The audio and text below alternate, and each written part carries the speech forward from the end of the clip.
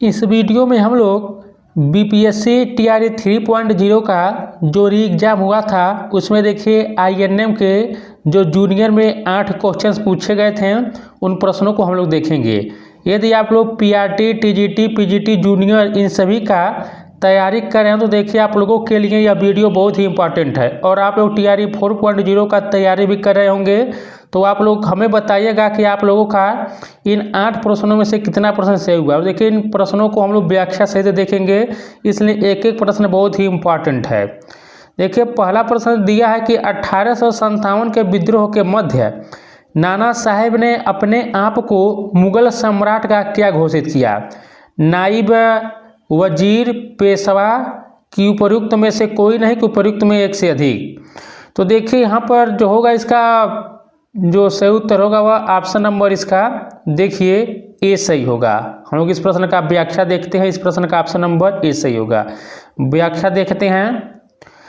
1 जुलाई 1857 को जब कानपुर से अंग्रेजों ने प्रस्थान किया तो नाना साहब ने पूर्ण स्वतंत्रता की घोषणा की तथा पेशवा की उपाधि धारण की। इस दौरान उन्होंने मुगल सम्राट बहादुर शाह जफर को भारत का बादशाह स्वीकार करते हुए स्वयं को उनका नायब घोषित किया। तो देखिए इसका ऑप्शन नंबर ए होगा, उन्होंने अपने आप को नायब घोषित किया था। दूसरा प्रश्न हम लोग देखते हैं। देखिए यह प्रश्न आप लोगों के लिए होमवर्क रहेगा, आप लोग इसका जवाब हमें कमेंट बॉक्स में दीजिएगा। प्रश्न दिया है कि किसने या किन्होंने गलती से लेफ्टिनेंट एरस्ट की हत्या कर दी? दामोदर एवं बालकृष्ण, मदन लाल ढींगरा, खुदीराम बोस एवं प्रफुल्ल चाकी ने कि उपयुक्त में से एक से अधिक कि उपयुक्त में से कोई नहीं। देखिए यह चापेकर बंधुओं से संबंध है, तो इसका आप लोग हमें कमेंट बॉक्स में जवाब दीजिएगा। यह आप लोगों के लिए होमवर्क है, कौन सा विकल्प यहाँ पर सही होगा। हम लोग तीसरा प्रश्न देखते हैं। किस मुस्लिम स्वतंत्रता सेनानी को भाईचारा एवं एकता दर्शाने हेतु गोल्डन टेम्पल की चाबियां सौंपी गई थी? तो देखिए जो यह प्रश्न जो है बहुत ही इंपॉर्टेंट प्रश्न है, इसको देखिएगा आप लोग। हकीम अजमल खान को, सैफुद्दीन किचलू को कि बदरुद्दीन तैयब जी को उपयुक्त में से एक से अधिक, उपयुक्त में से कोई नहीं। देखिए इस प्रश्न का ऑप्शन नंबर बी जो होगा सही होगा, तो बी जो होगा इसका सही होगा। व्याख्या हम लोग इस प्रश्न का देख रहे थे। देखिए व्याख्या आप लोग जरूर देखिएगा, क्योंकि व्याख्या से प्रश्न एग्जाम में बन सकते हैं। खिलाफत आंदोलन के दौरान 1924 ईस्वी में देश में भाईचारा एवं राष्ट्रीय एकता प्रदर्शित करने के लिए आर्य समाजी नेता स्वामी श्रद्धानंद को दिल्ली के जामा मस्जिद के व्यासपीठ यानी इमाम पीठ से उपदेश देने के लिए कहा गया एवं मुस्लिम नेता डॉक्टर सैफुद्दीन किचलू को अमृतसर के स्वर्ण मंदिर की चाबियां दी गई। तो आप लोग देख सकते हैं खिलाफत आंदोलन के दौरान हिंदू मुस्लिम एकता के भाईचारे को बढ़ावा देने के लिए जो हिंदू धर्म से जिनका संबंध है स्वामी श्रद्धानंद, इनको देखिए दिल्ली के जामा मस्जिद के व्यासपीठ से उपदेश देने के लिए कहा गया। और जो मुस्लिम नेता थे इन्हें जो अमृतसर का स्वर्ण मंदिर था इसका जो है चाबी दिया गया था। तो आप लोग याद रखिएगा। अब देखिए एग्जाम ये पूछ लेगा कि वो कौन से हिंदू थे जो जिन्हें जामा मस्जिद के व्यासपीठ से उपदेश देने के लिए कहा गया था, तो स्वामी श्रद्धानंद थे। और बाकी एक इससे आप लोग तैयार कर लीजिएगा। सैफुद्दीन किचलू को अमृतसर के स्वर्ण मंदिर की चाबियाँ दी गई। चौथा प्रश्न देखते हैं। 21 अक्टूबर 1943 को किस स्थान पर एससी बोस यानी कि सुभाष चंद्र बोस ने स्वतंत्र भारत की अंतरिम सरकार का गठन किया था? सिंगापुर में कि मलाया में कि बर्लिन में? उपयुक्त में से कोई नहीं, उपयुक्त में से एक से अधिक। देखिए चौथे का ऑप्शन नंबर ए सही होगा। यहाँ पर देखिए थोड़ा मिसप्रिंट हुआ, यह ए होगा या बी होगा। तो देखिए यहाँ पर ऑप्शन नंबर ए इसका सही होगा, तो सिंगापुर में। प्रश्न का हम लोग व्याख्या देख लेते हैं। देखिए 21 अक्टूबर 1943 ईस्वी को सुभाष चंद्र बोस ने आज़ाद हिंद फौज के सर्वोच्च सेनापति की हैसियत से सिंगापुर में स्वतंत्र भारत की अस्थायी सरकार की स्थापना की। और देखिए यहीं से दिल्ली चलो और तुम मुझे खून दो मैं तुम्हें आज़ादी दूंगा का नारा दिया। अब देखिए दोस्तों एग्जाम में यह भी प्रश्न पूछा गया है कि नेताजी सुभाष चंद्र बोस दिल्ली चलो का नारा कहाँ से दिए थे? देखिए सिंगापुर से दिए थे, याद रखिएगा। अगला प्रश्न देखते हैं हम लोग। प्रश्न नंबर 5 है।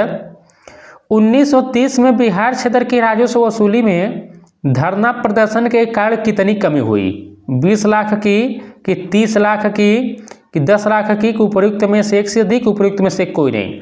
देखिए इस प्रश्न का ऑप्शन नंबर सी सही होगा। 1930 में बिहार क्षेत्र की राजस्व वसूली में धरना प्रदर्शन के कारण जो कमी हुई थी वह 10 लाख की कमी हुई थी। व्याख्या में प्रश्न का देख लेते हैं। तो वही देखिए 1930 में बिहार क्षेत्र की राजस्व वसूली में धरना प्रदर्शन के कारण 10 लाख की कमी दर्ज की गई। प्रश्न नंबर 6 देखते हैं हम लोग। दक्षिण अफ्रीका में महात्मा गांधी किस स्थान से कार्यकर्ताओं की मार्च यानी यात्रा का नेतृत्व कर रहे थे? ऑप्शन नंबर ए दिया है डरबन से ट्रांसवाल तक, बी दिया है न्यू कैसल से डरबन तक, सी दिया है न्यू कैसल से ट्रांसवाल तक, डी दिया उपयुक्त में से एक से अधिक और देखिए ई दिया उपयुक्त में से कोई नहीं। अगला प्रश्न हम लोग देखते हैं। 1859 के भारतीय उत्प्रवास अधिनियम ने निर्धारित किया था कि क्या निर्धारित किया था? ऑप्शन नंबर देखिए ये दिया है कि बागान श्रमिकों को बिना अनुमति के चाय बागान छोड़ने की अनुमति नहीं थी। बी दिया है बागान श्रमिकों को बिना अनुमति के जंगल छोड़ने की अनुमति नहीं थी। सी दिया है बागान श्रमिकों को शादी करने की अनुमति नहीं थी। डी दिया है कि उपयुक्त में से एक से अधिक, ई दिया उपयुक्त में से कोई नहीं। देखिए इस प्रश्न का ऑप्शन नंबर जो होगा इसका ए सही होगा। यही देखिए जो 1859 के भारतीय उत्प्रवास अधिनियम में जो निर्धारित किया था कि बागान श्रमिकों को बिना अनुमति के चाय बागान छोड़ने की अनुमति नहीं थी। तो यहाँ पर हम लोग थोड़ा इसका व्याख्या देख लेते हैं। ब्रिटिश औपनिवेशिक सरकार ने 19वीं शताब्दी के दौरान भारत में श्रमिकों के आंदोलन को नियंत्रित करने के लिए 1859 का अंतर्देशीय अधिनियम पारित किया। इसके तहत चाय बागानों के श्रमिकों को अपने अधिकारियों की अनुमति के बिना बागान छोड़ने पर रोक लगा दी गई, जबकि श्रमिकों को जंगल छोड़ने एवं शादी करने के संदर्भ में कोई प्रावधान इस अधिनियम के द्वारा नहीं किया गया था। अगला प्रश्न देखते हैं हम लोग। देहरादून में इंपीरियल फॉरेस्ट रिसर्च इंस्टीट्यूट की स्थापना किस वर्ष की गई थी? 1904 में कि 5 में कि 6 में? देखिए इस प्रश्न का जो होगा ऑप्शन नंबर सी सही होगा। देहरादून में इंपीरियल फॉरेस्ट रिसर्च इंस्टीट्यूट की जो स्थापना की गई थी वर्ष 1906 में की गई थी। व्याख्या हम लोग देख लेते हैं।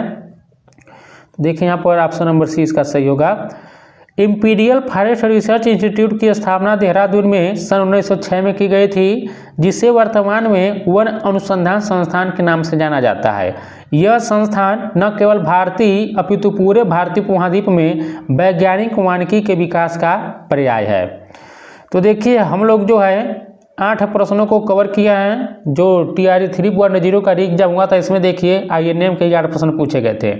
यदि आप लोग प्रश्नों की संख्या और अधिक चाहते हैं तो हमें कमेंट बॉक्स में बता दीजिएगा। मैं आप लोगों के लिए और भी INM के क्वेश्चंस लाता रहूँगा जितने भी प्रीवियस एग्जाम में BPSC के द्वारा पूछे गए हैं। और दोस्तों मैं आप लोगों से अंत में यही कहूँगा कि यदि आप लोगों को वीडियो अच्छा लगा है तो वीडियो को लाइक कीजिएगा, शेयर कीजिएगा, चैनल को सब्सक्राइब कीजिएगा। वीडियो देखने के लिए आप लोगों का बहुत बहुत धन्यवाद।